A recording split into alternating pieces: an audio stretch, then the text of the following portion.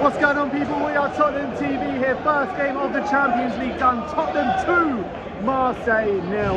It wasn't the greatest game of football, let's be honest. I mean, for the first half, I thought Marseille was probably the better side, but no team really creating too many chances. Yeah. What did you make out of the first half, first and foremost? I thought it was like fairly even. I think we were very slow.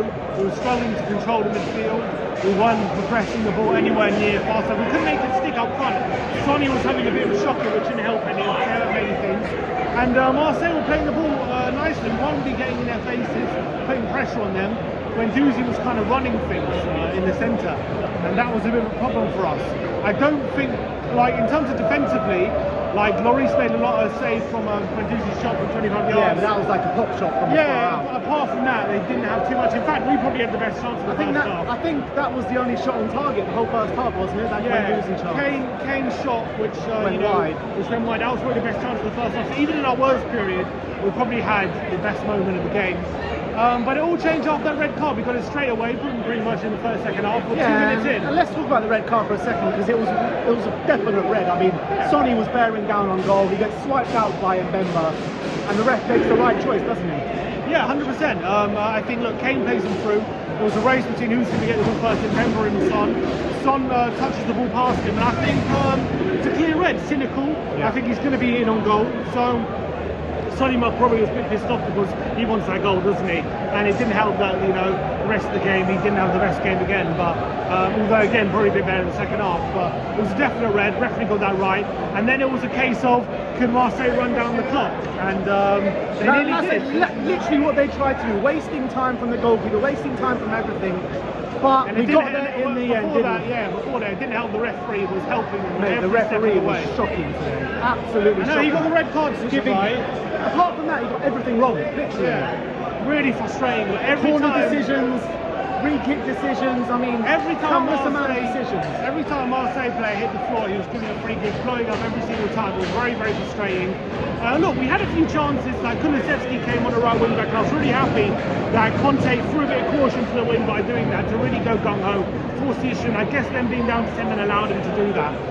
But I'm glad that he did that a bit early with half an hour to go without waiting too long to do it. And then it made a real impact. It stretched the game a bit more.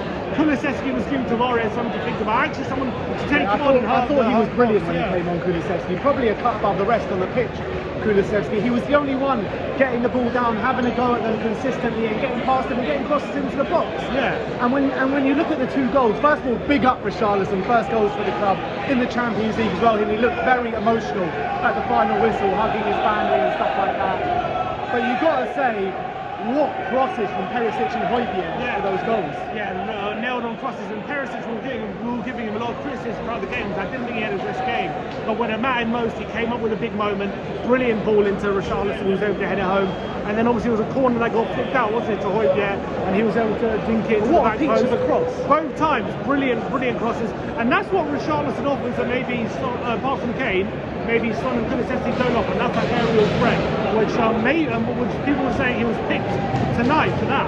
And obviously he got two brilliant headers past the goalkeeper, and you see at final whistle how much that meant to him. It meant so much to him to get his first goals in the Champions League. He was literally in tears at the end of the game, and cynical people say it's only Marseille, but when you've been working so hard throughout your career to get to this moment, it shows how much Champions League means to these players. It's the Champions League, it's the biggest tournament in football, right? It shows how much it means to these players. But in terms of Conte, you got to say the changes, Tanganga and Ben Davis changed the game. It was a bit of a weird one, a 0-0. He brought on Tanganga and Davis for Longley and Romero. Everyone was thinking, why is he doing that? Cheers, mate. Why is he doing that? Maybe also we can have a bit of fresh legs with the back line so we can go forward a bit more. And I've said this before, he's done it before when we're chasing games. He's actually brought on a defender, it actually makes us a bit better. And to be fair, it kind of worked. It made us go forward a bit more. Maybe it gave more trust in the back line in the sense that if we're not going to be worried about them being tired. So like Tanganga can just mop anything up, and maybe that's what he was thinking. And look, it was 0-0 when he made the changes. We end up winning 2-0. So exactly. Conte genius move once again. But in all, like, I think obviously, look, when they're down to 10 men, I think we did well to get the goals and whatever. It just wasn't the best performance overall, especially in the first half. And even the second half, it's hard to judge it because within 2 minutes they're down to 10 men, so you can't really judge how. But even how when they well were we down are. to 10 men, we were still struggling to like create chances and stuff Yeah, like we that. didn't force the keeper into too many saves. We created a lot of like good areas and opportunities, but nothing really clear cut. But the fact of the matter is, we get over the line, 3 points in the first game of the Champions League, and you got to be happy with the 3 points. And it's probably one of Marseille are probably one of the hardest teams, one of the hardest team in the group to face. And they showed that today. They played pretty well. I was impressed by Marseille. They played pretty well, but especially the ability to keep the ball. But what I wasn't impressed with is the horrible scenes in the away end. Yeah, that was shocking to see. It really was. Flares being chucked, loads of things being chucked. Marseille trying to rush to Tottenham fans and stuff like that. It's actually disgusting scenes, and I don't understand how stuff like that is still happening in football right now. Yeah, Marseille are known for it. That kind of their fan base being very hostile. They showed that tonight, but. Back to the football. Look, Sonny having, I know he won the red card and fair play, but with him in the form he's in and Richarlison in the form he's in, you can't take him out team. So what do you do for Saturday? You can't take him out team. So what do you do for Saturday? I don't know, but at least that what that does give us is an amazing option off the bench to change things if things aren't going right, or even if things are going right to compound the misery. But with the what Sonny offers, do you have to play him against City with the space they're going to leave? But maybe Richarlison can offer something similar. Like at the end of the day, right?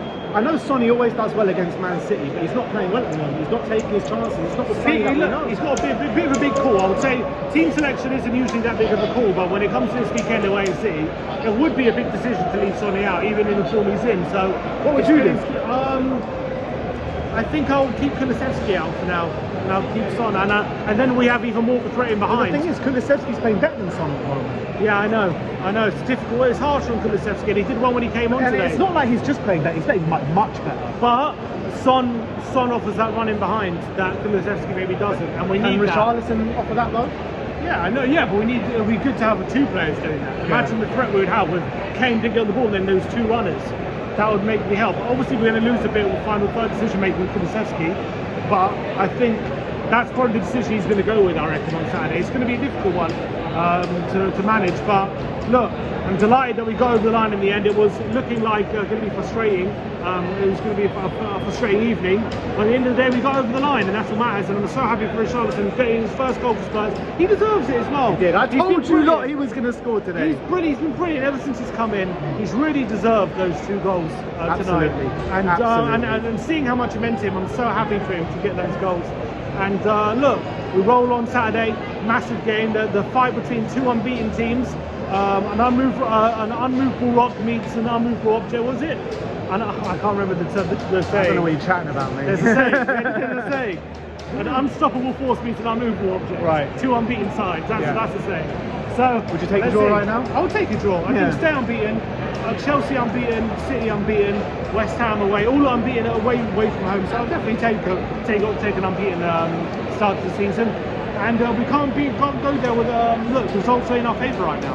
But at the end of the day, this game carries on like a theme that has been going on all season pretty much, where we're not playing well, but we're getting over the line, still unbeaten, first win in the Champions League, which you got to take. And we're not top of the group. We're second in the group. We're sporting 1-3-0 today. But look, you got to take it, and you especially got to be so happy for Richarlison today. But we move on to Man City away this weekend, and then Sporting away midweek. So a big week ahead for Tottenham Hotspur.